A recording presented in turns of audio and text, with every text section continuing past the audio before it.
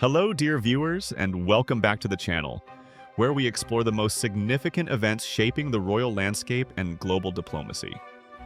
Today, we delve into a truly monumental occasion, one that bridges centuries of religious and political distance, marking a definitive new era for the British monarchy. We are, of course, discussing the seminal state visit of King Charles III and the Queen to the Holy See in Rome, and the powerful, resonant call for global spiritual unity issued by His Majesty just before this unprecedented engagement. This visit is not merely a formality, it is a profound theological and diplomatic gesture, culminating in an act of worship in the hallowed Sistine Chapel that literally rewrites over 5 centuries of history. Before we embark on this detailed exploration of tradition, diplomacy, and the quest for concord, I humbly request that you take a moment to like this video, subscribe to our channel, and ring that notification bell so you never miss our in-depth analyses of these pivotal moments. Your support truly allows us to bring these complex narratives to light. The world watched with immense interest as King Charles initiated this new chapter of his reign. A chapter defined not just by succession, but by a clear intent to foster interfaith and interdenominational harmony. The context for this meeting is deeply layered. It follows the election of the new spiritual leader of the Catholic Church, Pope Leo XIV, who ascended to the papacy in May following the passing of his predecessor, Pope Francis.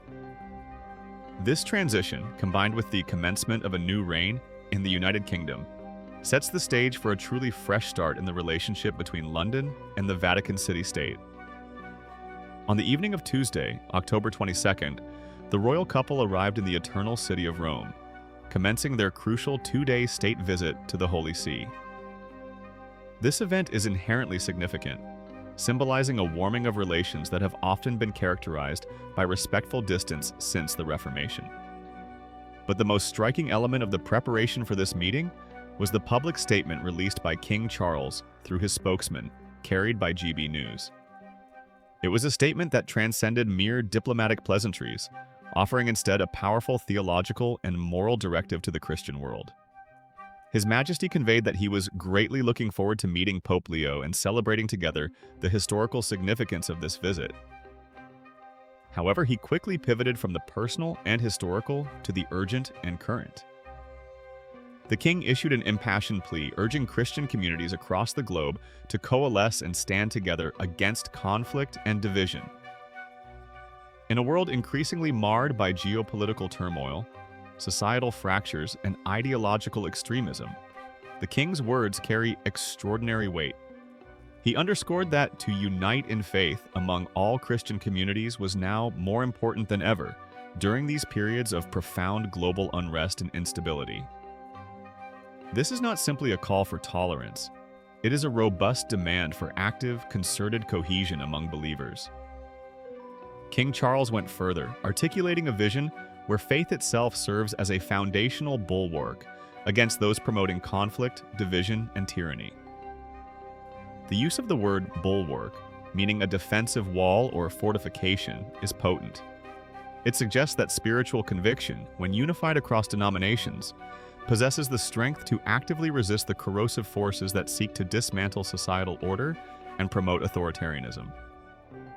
This emphasis on unity is crucial, particularly when considering the complex historical relationship between the Anglican Church, of which the British sovereign is the supreme governor, and the Roman Catholic Church. For centuries, the division was stark, defined by doctrine, politics, and power struggles that shaped the very identity of the United Kingdom.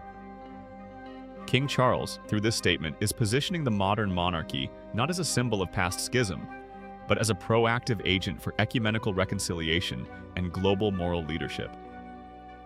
The itinerary of this 2-day visit is packed with diplomatic gravity and spiritual symbolism.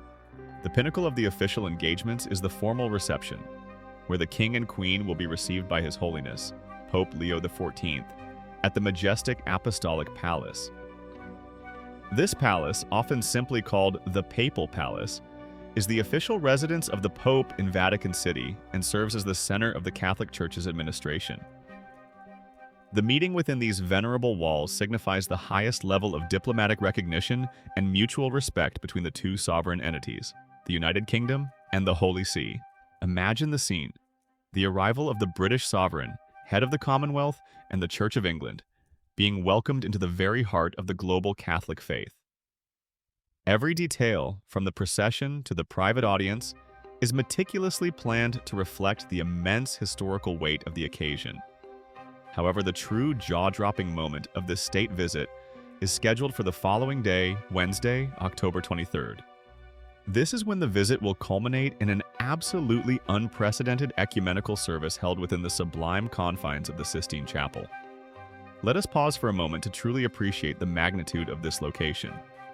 The Sistine Chapel is not merely a grand hall. It is one of the most sacred and culturally significant sites in the world, renowned for Michelangelo's stunning frescoes, including The Last Judgment, and the ceiling panels depicting the story of creation. It is the site of the papal conclave, where the College of Cardinals gathers to elect a new pope. For the British monarch to participate in a joint prayer service here is not just rare, it is revolutionary.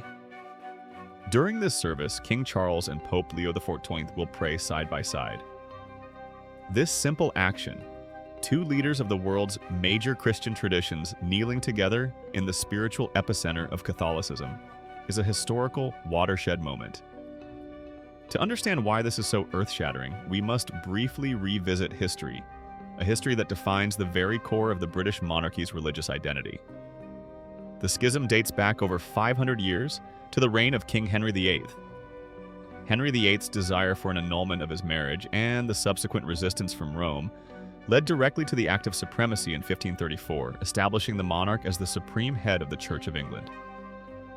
This split from Rome was violent, politically tumultuous, and permanently altered the religious landscape of England, and yet eventually the world. The monarchical oath itself requires the sovereign to be a faithful Protestant and to uphold the settlement of the Church of England. For centuries following Henry VIII, the relationship between the British Crown and the papacy was defined by deep suspicion, religious persecution, and outright hostility. Now, over 5 centuries after that defining break, a reigning British monarch, the supreme governor of the Church of England, will stand, pray, and worship alongside the Catholic Pope in the Sistine Chapel. This act directly confronts and seemingly heals the ancient wound inflicted by Henry VIII's Reformation. It serves as a powerful, visible manifestation of the ecumenical dialogue that has slowly and painstakingly developed over the last few decades. The ecumenical service on October 23rd is more than a photo opportunity. It is a shared commitment to the spiritual welfare of their respective flocks, and a powerful demonstration that despite doctrinal differences, the core Christian message of peace and love must prevail over historical antagonism. King Charles's personal history also lends weight to this moment. Throughout his decades as Prince of Wales, he cultivated a reputation for deep interest in theology, interfaith dialogue, and environmental stewardship, often linking spiritual health to planetary well-being. This visit to the Holy See is a natural extension of his long-held commitment to bridging divides, ensuring that his reign is defined by collaboration rather than confrontation.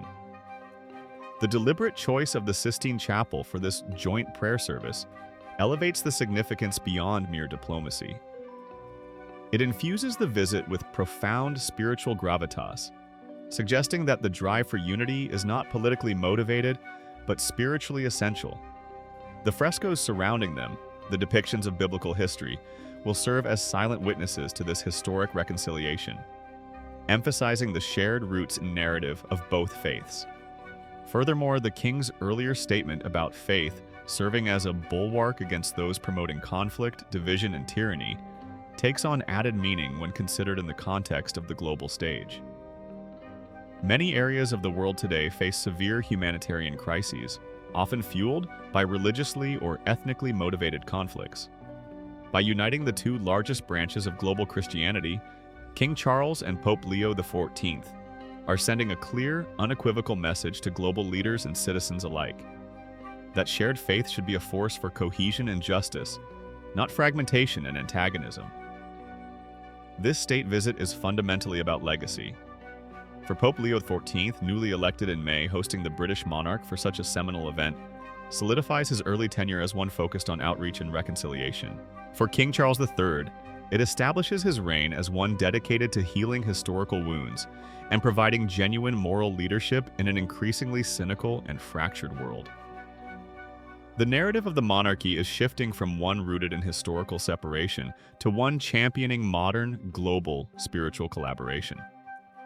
The meticulous planning surrounding the King and Queen's two-day itinerary underscores the delicate balance required when merging the secular authority of a constitutional monarchy with the spiritual authority of the Holy See. Every detail, from the military honors upon arrival in Rome to the quiet moments of reflection in the Apostolic Palace, is designed to convey respect for history while embracing a forward-looking vision. The implications of this visit will ripple far beyond the Vatican walls. It sets a powerful precedent for future interactions between the Church of England and the Catholic Church, encouraging greater cooperation on social justice issues, charitable endeavors, and diplomatic efforts across the globe. It demonstrates that tradition and progress can coexist, and that ancient institutions are capable of remarkable adaptation and spiritual growth. In summary, the journey of King Charles III to Rome, arriving on Tuesday, October 20th, for a two-day state visit to the Holy See, is far more than a routine diplomatic engagement. It is a moment of profound reconciliation, highlighted by his powerful call for Christian unity against conflict and division. The culmination of the visit, the unprecedented ecumenical service in the Sistine Chapel on October 23rd, where the King and Pope Leo XIV will pray together, serves as a symbolic erasure of the 500-year-old schism initiated by Henry VIII. This act signifies a new, hopeful chapter in the history of the monarchy and global Christianity. This is a moment that demands reflection. What are your thoughts on this historic meeting? Do you believe this powerful gesture of unity between King Charles and Pope Leo XIV will have a lasting impact on global religious relations? How significant is the setting of the Sistine Chapel for this act of reconciliation? Please share your opinions and insights in the comments section below. We value your perspective on these pivotal royal and diplomatic events. Don't forget to like this video, subscribe to our channel for more detailed coverage of royal and historical affairs, and join us for our next update as we track the continuing developments of this extraordinary reign. Thank you for watching, and may history continue to unfold before our eyes.